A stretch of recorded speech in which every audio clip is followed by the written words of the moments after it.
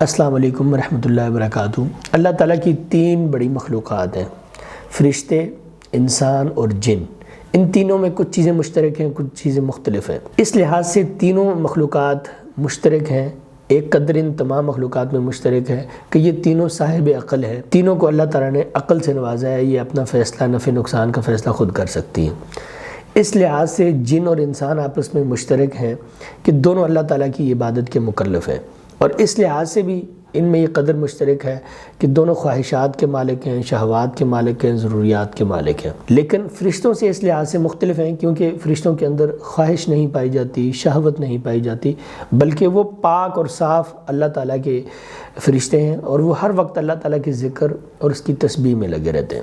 سب سے پہلے اللہ تعالیٰ نے فرشتوں کو پیدا کیا، اس کے بعد اللہ تعالیٰ نے جنوں کو پیدا کیا، اس کے بعد اللہ تعالیٰ نے انسانوں کو پیدا کیا۔ اب ذرا مختصر ان کی تاریخ سنیں۔ سب سے پہلے اللہ تعالیٰ نے فرشتوں کو پیدا کیا، اس لیے کہ جب اللہ تعالیٰ نے انسانیت کی تخلیق کا فیصلہ کیا تو اس وقت اللہ تعالیٰ نے جب کہا کہ میں انسانوں کو پیدا کرنے لگا ہوں تو فرشتے بول پڑے، انہوں نے کہا اتجعل فیہا من یفسد فیہا ویسفک الدماء ونحن نسبح بحمدک ونقدس لک، کہ اے اللہ تو زمین میں ایسی چیز پیدا کرنے لگا ہے، ایسی مخلوق پیدا کرنے لگا ہے جو خون بہائے گی، جو فتنہ فساد کرے گی، اور ہم تیری تحمید، تقدیس، تیری کبریائی اور تیری بڑائی پہلے سے ہی بیان کر رہے ہیں۔ تو اللہ تعالیٰ نے کہا انی اعلم ما لا تعلمون، میں وہ چیز جانتا ہوں جو تم نہیں جانتے۔ تو انہوں نے کہا قالوا سبحانک لا علم لنا الا ما علمتنا، اے اللہ تیری ذات پاک ہے، تو بہتر جانتا ہے، تو نے جو علم ہمیں دیا ہم وہی جانتے ہیں، اس کے سوا ہمیں کسی چیز کا علم نہیں ہے۔ تو اس کا یہ مطلب ہوا کہ اللہ تعالیٰ نے انسانیت کی تخلیق کے وقت جب ارادہ کیا تو فرشتے اس سے آگاہ ہوئے، اور فرشتوں نے یہ اعتراض کیا کہ تو ایسی مخلوق بنائے گا، تو فرشتے موجود تھے۔ اور فرشتوں کو یہ کیسے پتہ چلا کہ اب اللہ تعالیٰ اس زمین پر جس مخلوق کو بنائے گا وہ فتنہ فساد کریں گے؟ کیا فرشتے علم غیب جانتے تھے؟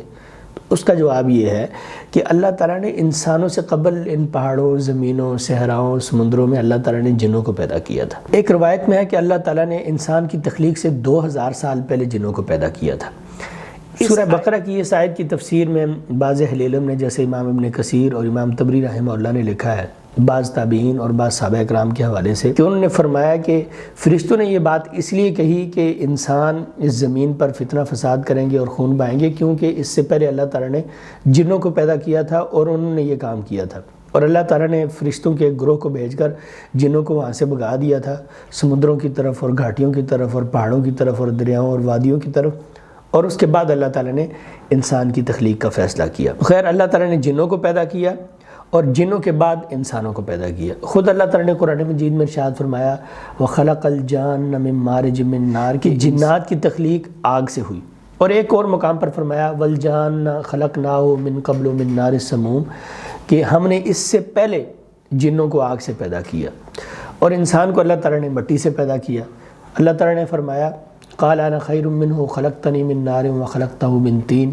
کہ جب اللہ تعالیٰ نے شیطان کو، آدم علیہ السلام کو سجدے کا حکم دیا تو اس نے آگے سے کہا کہ اللہ تو مجھے اس کو سجدے کا حکم دیتا ہے، حالانکہ مجھے تو نے آگ سے بنایا اور اس کو تو نے مٹی سے بنایا ہے۔ تو اس نے آدم علیہ السلام کو حقیر سمجھا، حالانکہ آدم علیہ السلام اس سے افضل ہے۔ بہرحال یہاں پر یہ سوال پیدا ہوتا ہے کہ اللہ تعالیٰ نے پہلے جن کو پیدا کیا تو جن کو آگ سے پیدا کیا، انسان کو پیدا کیا تو انسان کو مٹی سے پیدا کیا، تو پھر جو کافر جن ہیں ان کو اللہ تعالیٰ آگ سے عذاب کیسے دے گا جب کہ وہ خود آگ سے بنے ہوئے ہیں؟ اس کا جواب یہ ہے کہ جیسے انسان کو اللہ تعالیٰ نے مٹی سے پیدا کیا، لیکن اب انسان مٹی نہیں ہے، اب تو وہ گوشت ہے، اب تو وہ خون ہے، اب تو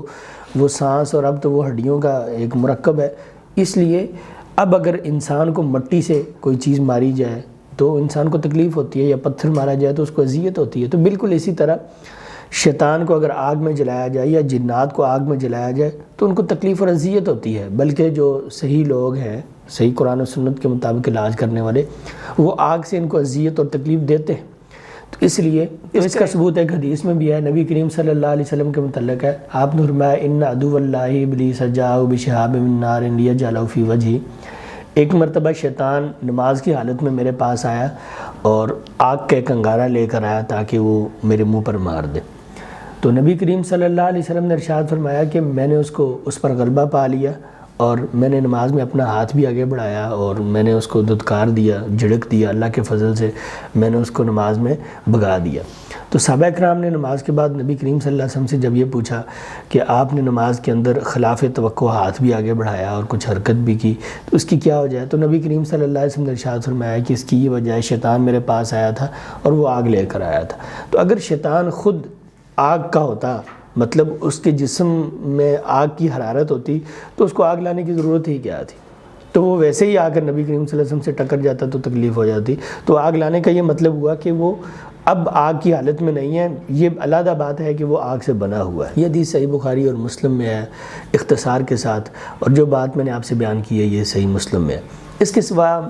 صحیح ابن حبان میں، مسند احمد میں اور کتابوں میں ایک حدیث ہے نبی کریم صلی اللہ علیہ وسلم کے متعلق کہ آپ صلی اللہ علیہ وسلم نے ارشاد فرمایا کہ میرے پاس شیطان آیا اور اس نے آ کر نماز میں وسوسہ ڈالنے کی اور مجھے اذیت دینے کی کوشش کی، تو یہاں تک کہ اس کی زبان کی ٹھنڈک میں نے اپنے ہاتھ میں محسوس کی۔ تو اس کا بھی یہ مطلب ہوا کہ بے شک شیطان آگ سے بنا ہے، لیکن اس کی جو موجودہ جسامت ہے وہ آگ کی نہیں ہے، مطلب موجودہ جسامت ایسی گرم نہیں ہے کہ اگر کسی چیز کے ساتھ ٹکرے گا تو کسی کو اذیت ہوگی یا پھر وہ جلنا شروع ہو جائے گا۔ تو یہ باتیں ذکر کرنے کا مطلب یہ ہے کہ انسان کی تخلیق مٹی سے ہے، لیکن اب انسان مٹی نہیں ہے، اور شیطان کی تخلیق بے شک آگ سے ہے، وہ آگ کا بنا ہوا ہے، لیکن اس وقت وہ آگ نہیں ہے۔ اور نبی کریم صلی اللہ علیہ وسلم کا بھی واضح ارشاد ہے کہ اللہ تعالیٰ نے فرشتوں کو نور سے پیدا کیا، انسان کو مٹی سے پیدا کیا، اور اللہ تعالیٰ نے جنوں کو آگ سے پیدا کیا۔